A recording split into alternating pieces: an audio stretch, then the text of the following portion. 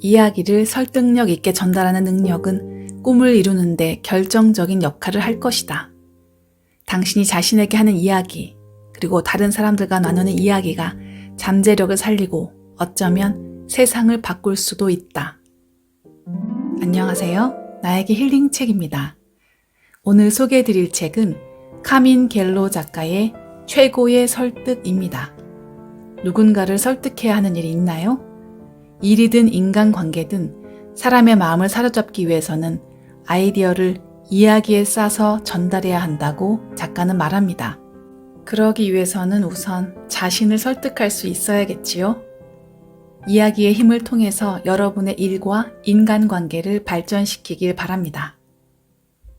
예상을 깨트리는 말하기, 빌 게이츠의 설득. 2009년 빌 게이츠는 말라리아가 전 세계에 걸쳐 초래하는 피해를 알리는 테드 강연을 했다. 그의 말에 따르면 사람들은 상어가 위험하다고 생각한다. 해마다 10명의 목숨을 앗아가기 때문이다. 그러나 해마다 72만 5천 명의 목숨을 앗아가는 작은 모기에 비하면 상어는 아무것도 아니다. 게이츠는 이 문제를 해결하고 싶었으나 사람들의 관심을 끌지 않으면 진지한 논의를 할 수 없었다. 그래서 강연을 시작한 지 5분이 지났을 때 물론 말라리아는 모기를 통해 전염됩니다. 그래서 여러분도 경험할 수 있도록 여기 몇 마리를 가져왔습니다. 라고 말했다. 그리고는 무대 앞으로 걸어가 유리병을 열어서 모기들을 날려보냈다. 그는 이 모기들이 날아다니도록 놔두겠습니다. 가난한 사람들만 모기에 물릴까 불안에 떨어야 하는 이유는 없으니까요. 라고 말했다. 게이트의 돌발적인 행동은 다시 한번 언론의 호들갑을 불렀다. 게이츠는 일반적인 예상을 깨트렸으며 그렇게 함으로써 청중들의 예상을 뛰어넘었다. 테드 강연자들에게 제시하는 한 가지 지침은 뻔한 이야기를 늘어놓지 말라는 것이다. 청중들을 일깨우는 스토리텔러는 기대를 위반함으로써 이야깃거리를 제공한다. 그들은 긍정적인 방식으로 기대를 위반하여 예상하기 힘든 충격적이고 놀라운 이야기를 만든다. 우리의 뇌는 이야기를 선호한다. 데니 메이어의 설득. 쉐이크쉑 버거 창업자 데니 메이어에게 물었다. 그의 대답에 의하면 기업가 정신이란 머리와 가슴을 활용하여 손님들에게 기분 좋은 경험을 선사하는 것이다. 직원들에게 기술적 능력은 가르칠 수 있다. 하지만 손님의 기분을 배려하도록 동기부여를 하려면 어떻게 해야 할까? 델타 스카이라는 한 잡지와의 인터뷰에서 그는 그가 말하고자 하는 바를 이야기를 통해 들려주었다. 그 이야기의 내용은 이랬다. 데니는 플로리다로 출장을 갔다.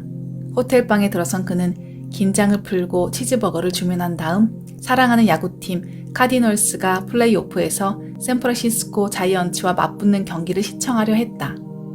호텔 텔레비전에 폭스 스포츠 1 채널이 나오지 않고 아이패드로도 볼 수 없다는 사실을 확인한 그는 바로 내려갔다. 바에 있는 텔레비전에서는 제츠와 패트리어츠 경기가 나오고 있었다. 다른 손님이 없었기에 웨이터는 그의 요청대로 채널을 돌렸다. 그러나 시간이 지나면서 바에 다른 손님들이 들어왔고 어느 순간 제츠 경기를 중계하는 방송으로 채널이 돌아가 버렸다. 웨이터가 괜찮은지 묻자 그는 괜찮아요. 사람이 없는 다른 바로 갈게요. 라고 말했다.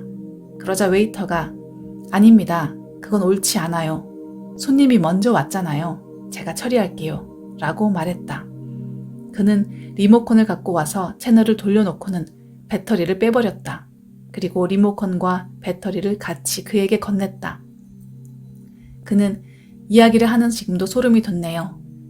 치즈버거는 특별히 맛있지는 않았고 그런대로 괜찮은 수준이었어요. 하지만 그 웨이터가 나를 위해 한 일은 절대 잊지 못할 겁니다. 라고 말했다. 그는 이야기를 통해 직원들에게 손님을 접대하는 방법에 대한 개념을 풀어낸다. 그러면 직원들은 그 개념을 반복적으로 다듬고 서로에게 가르치며 그 과정에서 팀의 문화를 확고하게 다진다. 사업은 인생과 마찬가지로 사람들에게 어떤 느낌을 주느냐가 실로 중요하다. 이야기는 사람들에게 더욱 깊은 인상을 주고 직원들이 따라야 할 행동을 내면화하도록 교육하는 데 도움을 준다. 복잡한 단어는 과감히 버린다. 스티븐 잡스의 설득. 잡스는 프레젠테이션을 예술로 승화시킨 단순화의 대가다. 그는 신제품을 소개할 때마다 트위터의 140자 제안을 충분히 만족시키도록 정리한 하나의 문장 혹은 헤드라인을 썼다.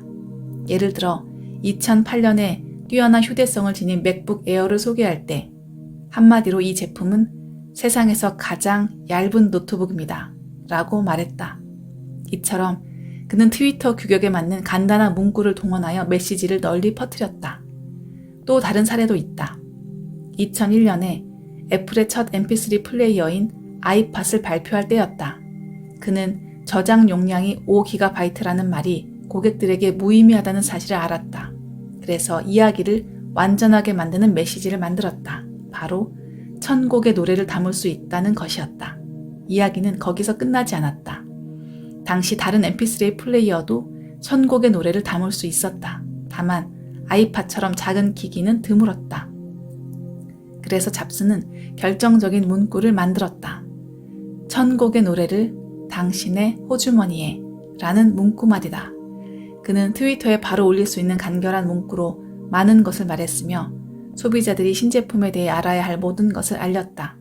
덕분에 사람들은 신제품을 통해 무엇을 얻을 수 있는지 알 수 있었다. 이 문구는 비즈니스 역사상 가장 상징적인 슬로건 중 하나가 되었다. 잡스는 이렇게 말한 적이 있다. 단순한 것이 복잡한 것보다 어렵습니다. 단순하게 만들 수 있을 만큼 명확한 생각을 하려면 노력을 해야 합니다. 우리는 모두 스토리텔러다. 자신을 스토리텔러라 부르지 않더라도 누군가에게 매일 이야기를 들려준다. 우리는 수천 년 동안 이야기를 나눴다. 그러나 지난 산업시대에 필요했던 성공기술과 지금 필요한 성공기술은 확실히 다르다. 오늘날은 이야기 형태로 아이디어를 홍보하여 상대를 설득하는 능력이 그 어느 때보다 중요하다. 아이디어는 21세기의 돈이다. 그리고 이야기는 이러한 아이디어를 전달하는 수단이다. 아이디어를 감정과 맥락, 그리고 의미로 포장하는 능력이야말로 앞으로 우리의 가치를 높여줄 것이다.